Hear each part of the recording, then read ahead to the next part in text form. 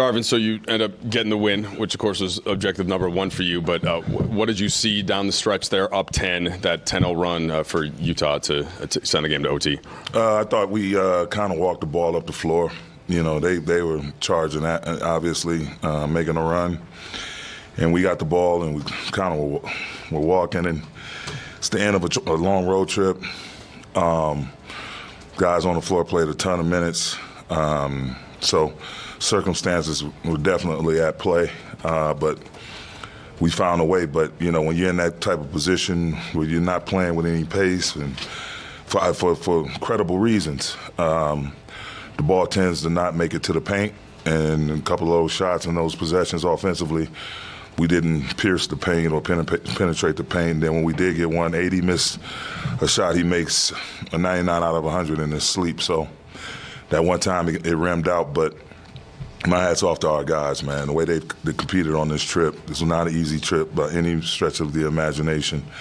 And to finish it against a team like this, you know, they were down a few key players, but, you know, Will and the staff, they've done a great job. And this is, again, a prideful group, and they came to play tonight. And, you know, we talked about Taylor before the game, and he was on full display. Colin, even Damian knocking down threes, and KO is always tough. So they have a really good thing going here and what they're trying to build. We're very fortunate to get this W. After Olynyk hits the three to put them up 3 later in overtime, Austin gets that pull-up jumper. How big was that, especially just with all the actions kind of focused on LeBron and AD and, you know, trying to get shots with Utah pushing them out? No, it's always good when you have multiple sources of offensive production, whether it's Dennis getting downhill, Austin doing what he's doing, and AD, and even Rui. Rui has great segments out there where he puts us on his back 4, 5, 7 possessions and get stuff done for us. But everybody just chipping in and, you know, moving the ball and everybody participating, not just with scoring, but just doing their part in terms of running to the correct spacing and playing with a purpose, screening with a purpose, cutting with a purpose, and just being ready to make a quick decision once the ball is swung to them. How important has Austin's recent run of play been for your success as a team? He's averaged like 20.5 points over the last 8 games. It's been great, man. He's been playmaking. He's been playmaking for sure. Not just, you know, not only his scoring, but just him setting up his teammates, scrapping defensively, drawing charges. Just a blue-collar kid that loves the hoop, and you know, he's highly competitive, and it's been a huge boost for us here. Darvin, the implications of tomorrow's game kind of go without saying, but considering you guys have travel ahead of you, played guys into the 40s, where's your head out with particularly LeBron, AD, and D'Lo for tomorrow? Well, we'll assess them in the morning. You know, as of right now, we just want to try to not be stuck in Utah with the elements that's going on outside of these walls. And we'll figure it all out. I mean, this time of year, everybody's got a little something going on with their bodies, and, you know, our medical staff, they've been great with these quick turnarounds, and making sure our nutrition team and everybody, the massage therapists, you know, everybody just doing their part to make sure we can bounce back and be ready for tomorrow night. If it wasn't for their efforts, LeBron and AD, you probably don't have a 10-point lead with 2 minutes to go. But the fact that LeBron was able to get the layup to go in overtime after missing some jumpers at the end of regulation, and AD was able to get that offensive rebound in overtime after missing the free throws. You know, do you like seeing a redemptive quality over the course of a game for some of your leaders? I mean, we've been saying it all year. It's been one of our staples as a staff. You got to have a next play mentality.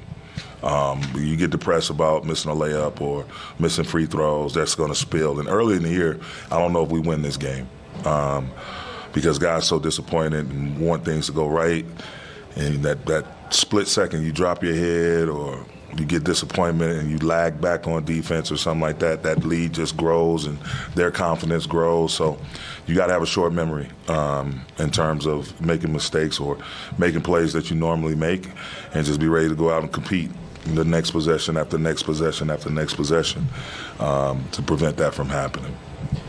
Darvin, at their practice today, the Clippers described tomorrow's game as the most important and most meaningful LA matchup. I know it's your first year and kind of the Lakers-Clippers dynamic, but how do you view tomorrow's game and just kind of all the implications with it? Not my first year. I experienced a little bit of that as assistant coach in the Kobe years. But yeah, we got to go out. We got a mission of our own.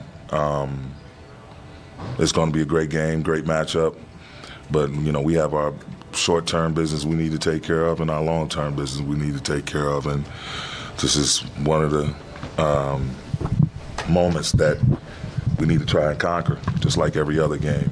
But, I don't like calling things must-wins and all of this other stuff. We must come out and play with a purpose, with energy, with effort, and a sense of urgency. And I don't see why we wouldn't do that tomorrow.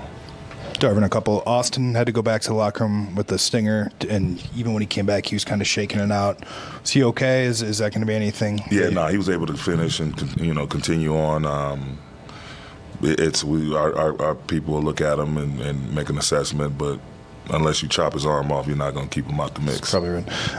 Has anything, I guess, understanding that tomorrow you'll figure out where your guys are at, but does the stakes of the game, will that affect at all the way you guys have thought about back-to-backs in general? I know with AD, since he's come back, he has not played in one. LeBron, only 5 or 6 games since an injury, but this is potentially an opportunity to maybe lock in a top 6 spot. Will that enter into the decision-making process? Nah, I just feel like, we've done a great job with our communication, everyone putting their heads together, along with the player, and coming up with the best course of action to proceed in. And